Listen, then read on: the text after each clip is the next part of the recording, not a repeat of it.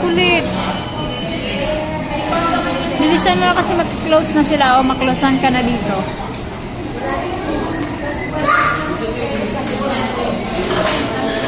Ito yung ano mo, french fries mo. Dali na kasi papalitan na kita ng diaper. Let's go na. Let's go. Go home. Nakita ka? Go home na siya. Bisan mo na, iwan ka na naman ni ate. Dali na, mag-change time diaper. Doon ako sa